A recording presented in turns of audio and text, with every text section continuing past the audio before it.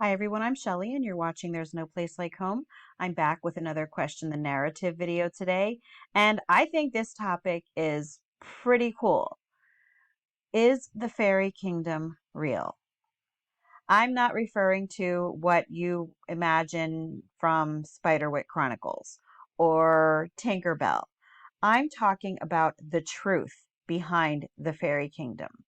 And what I'm realizing is that the truth behind the fairy kingdom, or at least what it seems like is the truth behind the fairy kingdom, is just as interesting as the fairy tales themselves. I was actually inspired to do this video by Gary Wayne's Genesis 6 conspiracy book. And I know I mention it here all the time, but I really immersed myself in it over the weekend. And I've been kind of skipping around because you know what? I'm not going to lie. It's a heavy book. It's something that you need to keep reading and rereading and rereading, and you will still find something new in it every time. And this was no different. So today, I'm actually going to focus on his chapter called The Fairy Kingdoms. I highly recommend that you go out and get this book if you do not have it already, because it is just packed with so much information. I actually immersed myself in about 4 chapters over the weekend, and I was going to do an overview of all of them, and I realized that I can't. Like, I would be here all night.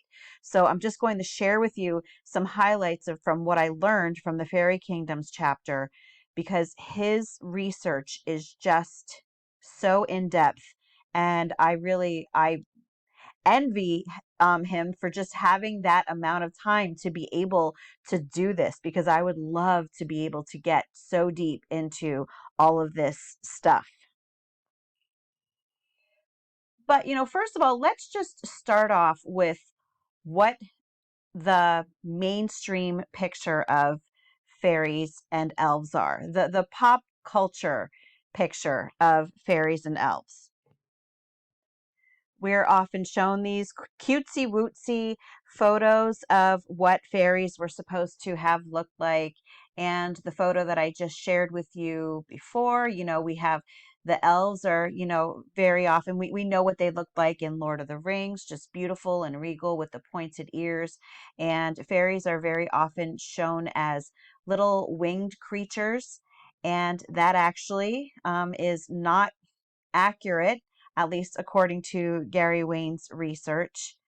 And yeah, so let me first just start out with reading you just an excerpt from the beginning of the chapter, because I have been trying to get at what fairies and elves are for quite some time. And I actually did a video on it a while ago, just thinking about whether they were possibly from the time of the gap theory. Like, if there was a pre-Adamic time, could they have been from then?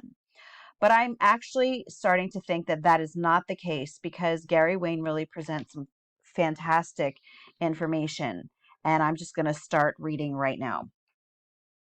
Seemingly innocuous allegories jammed into our entertainment and literature covertly bridge our misunderstood past with the terrible tribulation coming.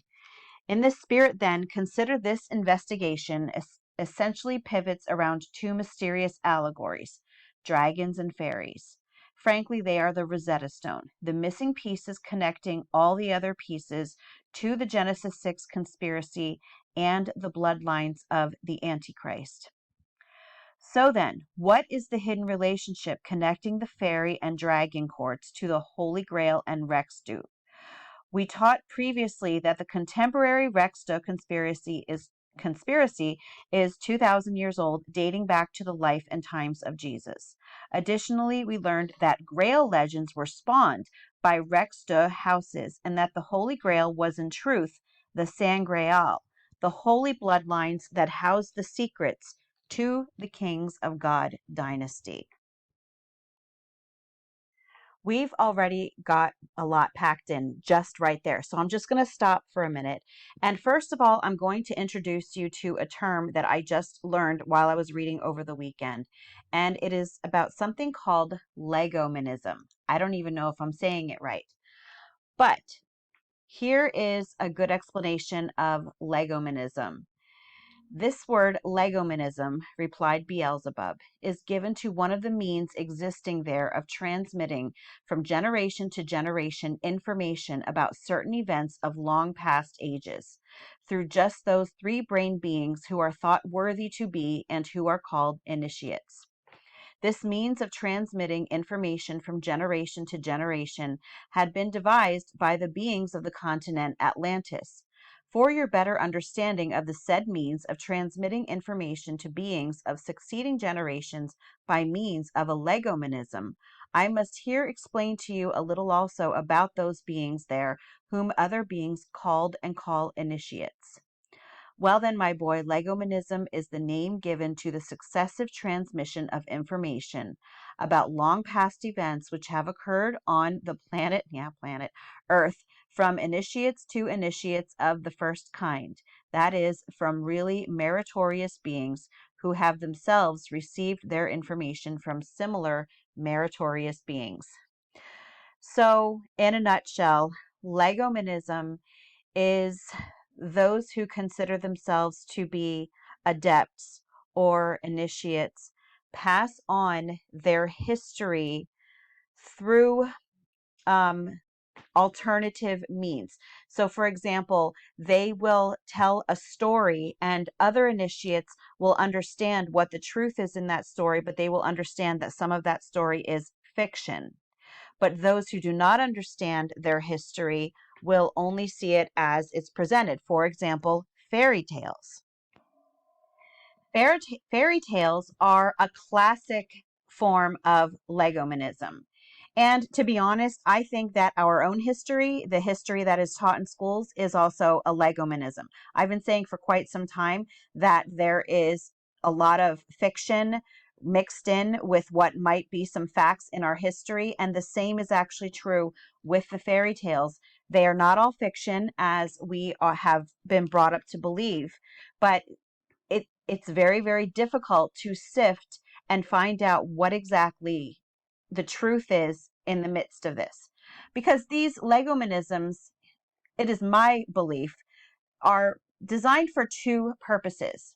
The first is, yes, to pass on knowledge and history and wisdom to other initiates and adepts.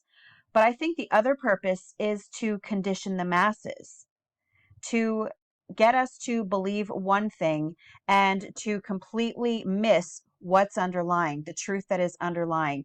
And in fact, it could even be to condition us to get used to things such as elves and fairies. And we see them as these cutesy wootsy things like Tinkerbell. And what happens if we start getting faced with beings that are akin to what we would call fairies and elves? Well, we might automatically think that they are these nice, benign Disney creatures, when in fact the exact opposite is true. Now we're actually going to talk a little bit about the Holy Grail, because that is going to be mentioned in what I'm reading today. And I really think that it's important that we go over this, because when people imagine the Holy Grail, and some people will call it the Sangreal, they think that it's referring to the cup of Christ. And it will even tell you, if you look it up, in medieval legends, the holy vessel is supposed to have been the cup used at the Last Supper. That is the mainstream view of what the Sangreal is. However, that is not what the Sangreal is. As it just told us in what I read, the Sangreal is the holy bloodlines that housed the secrets to the Kings of God dynasty. I am not saying holy bloodlines as in the bloodline of Christ, like the Da Vinci Code tries to put forth. I am talking about what the occult, considers to be the holy bloodlines, and that is the bloodline of the dragon, or you may find out is also called the elven bloodline, is the fairy bloodline, and is the Nephilim bloodline. Because yes, the elven bloodline and fairy bloodline and Nephilim bloodline, they are all one and the same. They are different names for the same beings. So now that I said that, on that note, I'm going to continue reading on. What we must now absorb into our syncretic thought process is the notion that Grail, fairy, and dragon legends are, according to both Gnostic and Masonic writers, one and the same. When one notes any arcane reference to the shadowy dragon and fairy courts, understand that this is deliberate Grail, Rex de bloodline legomanism. The House of Dragon is the genuine House of Grail Kings, the original Rex de from Genesis. The House of Dragon is the ancient powerhouse that the sons of Jared have vowed generational war against, just as the ancient Israelites did.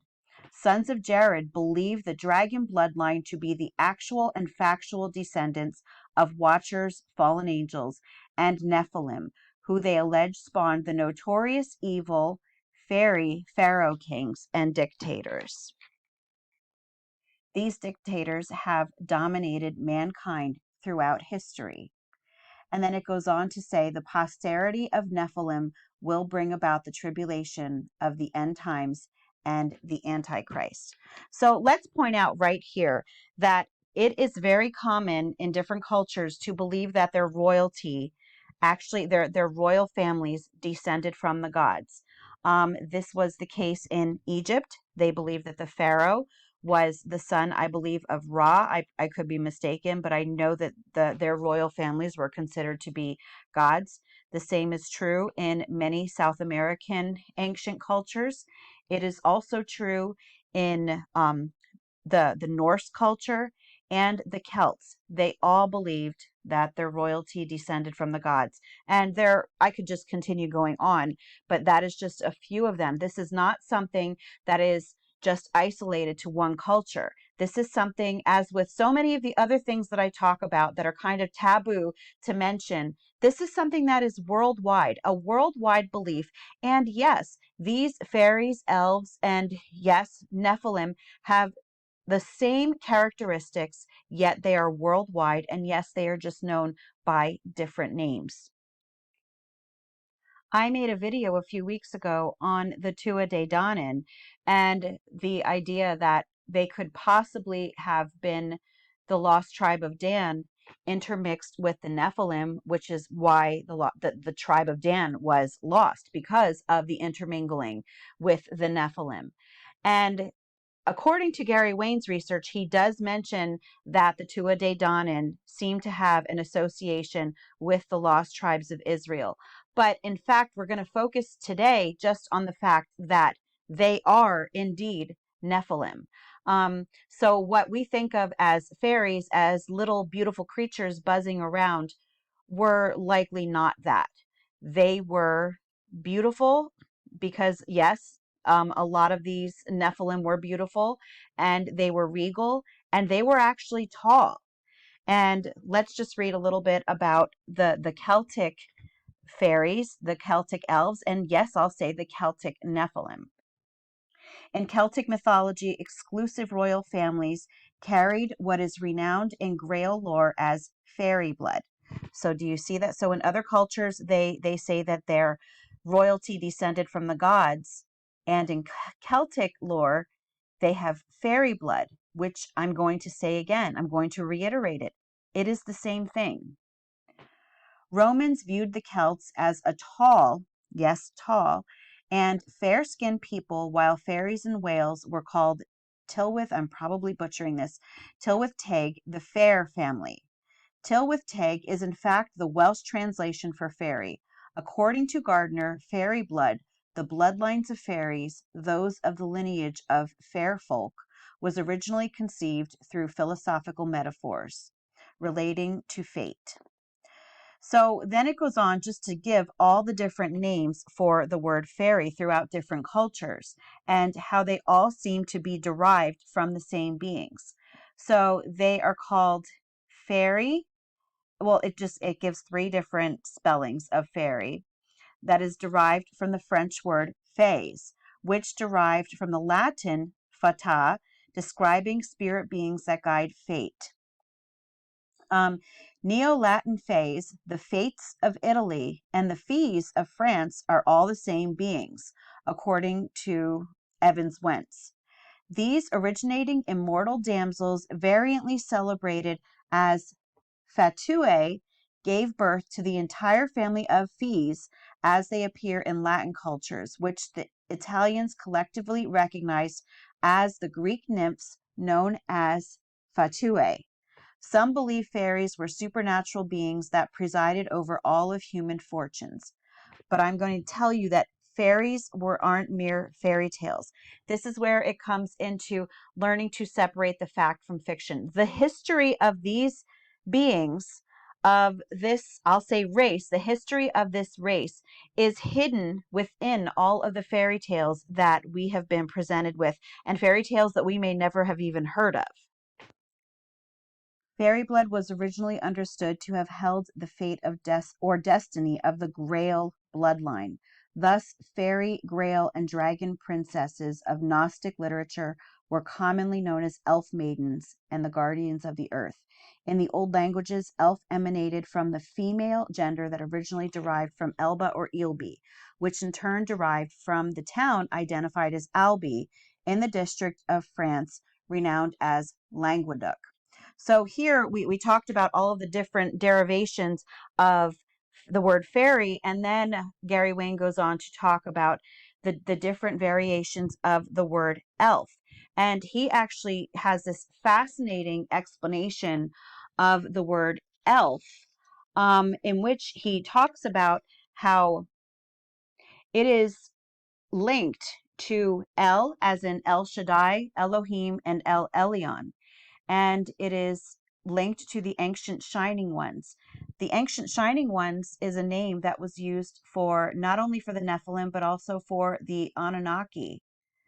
And we've talked about this before. The Anunnaki are the Nephilim. That's yet another term. So we have the Nephilim, we have the Anunnaki, we have the elves, we have the fairies, we have the gods and goddesses, or the demigods in Greek and Roman and Norse mythology. But I think that if we look at these creatures and think that they are all different races, I think that we're missing the big picture. They are all the same race. They are just titled with different names when it's in different cultures. So we'll look up Cathars and who they were. And I heard of them, but I never really understood who they were. And I still haven't delved too much into it, but I have a basic knowledge. So let's just read a little bit about this. The Cathars were a dualist medieval religious sect of southern France, which flourished in the 12th century and challenged the authority of the Catholic Church. They were also known as Albigensians for the town of Albi, which was a strong Cathar center of belief. So I am going to point out to you that Albi is a term associated with elf or elves, and Albigensian was basically an epicenter for where these beings resided. Well, that is the term, and the town is Albi. So it is Gary Wayne's assertion that the Cathars are not only linked to the Albigensians, which are elven blood, but they may indeed be elven blood themselves. And additionally, he also says, Gary Wayne says that Cathars alternatively referred to the messianic succession as the Sangreal, and I'm going to show you this again. The Sangreal. Again, everyone thinks of the Holy Cup of Christ, but it was actually known as the elven bloodline of and I'll just put Messiah in quotes because it's the occultic Messiah. So yes, so when they are talking about the Sangreal, it's not the cup of Christ. It is the elven bloodline of their Messiah. And even all of those stories of King Arthur. I mean, he goes into all of that. And again, I highly recommend it because I could be here for hours talking about his works, but really go find interviews of Gary Wayne on YouTube. Hopefully one day I will get to interview him somewhere. I would absolutely love to because I have so many questions for him. But yes, what we're presented with is not the truth. We're shown one thing when in fact it is something else entirely different beneath the surface, especially when it comes to the Sangreal, the King Arthur legend. He was not, protecting the Holy Grail as in the Cup of Christ. They were protecting the elven bloodline, um, of which King Arthur, according to the lore, was actually part of that bloodline as a Pendragon. He was part of the dragon bloodline, um, which again is one and the same as the Nephilim bloodline. It sounds so confusing, but it's so interesting. One thing that I wanted to point out, though, that kind of caught my attention, even though I've read this a few times, like other times I kind of just passed by it, was just the word Sangreal and the fact that it means the elven bloodline of the false messiah, because I'm like, oh my gosh, my last name is Sangre. So that was kind of unsettling because I'm like, oh my gosh, you take away the AL and add a Y and that's my last name. Well, I'm married, so it's my husband's family, but I'm just like, wow. And I know that it's probably nothing, but stuff like that just really stands out to you. And you just, once you start delving into these topics, you never know what you're going to find. And actually, I I gleaned so much information over the weekend, and I actually, in his book, he unwittingly found a link between the Nephilim and Tartaria. And that's something that I will talk about in a future video because, yeah, one thing that I was thinking about when it comes to Tartaria is, all of the Tartarian architecture. And when I say Tartaria, I'm usually referring to just a type of architecture, but now I'm actually talking about the place Tartaria. And now Gary Wayne, I don't think that he follows, all of the Tartaria and mud flood stuff. There's never been any indication that he does. However, he does mention it. And I actually, now that I'm already here, I'm just going to tell you what I found in this book. And he didn't really go really deeply into it because, again, I don't think he understands the implication of Tartaria when it comes to the Nephilim. He actually has an entire chapter on the Scythians, and it's called The Royal House of the Scythians. For those of you who have this book, and those of you who do not, again, please go out and get it. I'll leave a link in the description box to make it easy for you. But basically, his research indicates that the Scythians were very likely the original Nephilim post-flood. So, and he actually gets into how he thinks that happened. And again, I'll delve into all of this in future videos. It's just too much for now. But yeah, he does link the Scythians to the original post-flood Nephilim and also possibly to the pre-flood Nephilim. And I'll actually read this part to you. It just says, "It is apparent to me that the Scythians were indeed the surviving Nephilim, who migrated to the Covenant lands and became known to scriptural history as the Anakites, Rephaim, Horites, Amalekites, and so on. The original Scythians must have migrated out of the Black Sea region and then returned in part back to Scythia sometime before 1750 BC. Scythians then exported the ring culture of earthly kingship after the deluge, so that's after the flood, from the Black Sea region, and specifically from Tartaria and Wallachia of Transylvania to Samaria, Sair, and Ireland, and then to the balance of the Middle East." And I'm even going to go so far to say as to the Americas as well. We know that there were giants over here, and that's something that we might have missed in this whole video. I need to remind you that the giants that we hear of everywhere, they are the Nephilim. And so there's so many different, just names for the same beings. But just for me to read that he believes that they came from, an area which is by a village called Tartaria, I was just like, wow, because I have been trying to link this architecture with the Nephilim, or trying to see if there is some sort, because I understand that the megalithic structures you know, like the pyramids and some of these, you know, beautiful civilizations that you see in South America clearly seem to be from pre-flood. And yes, that they were built by the Nephilim. It is my belief. But then we see this other really beautiful architecture that seems to just kind of not fit in with the technology of the time period. And I'm thinking it had to have been the Nephilim, even post flood. And now I'm understanding that here we do have these Nephilim coming out of Tartaria.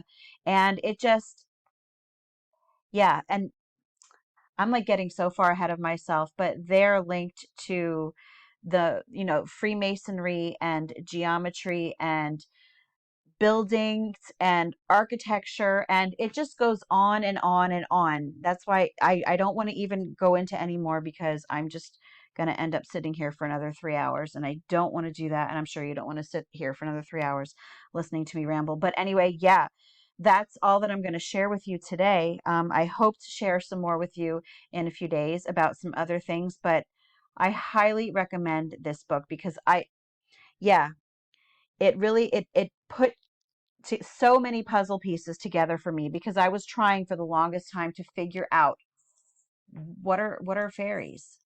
What are elves?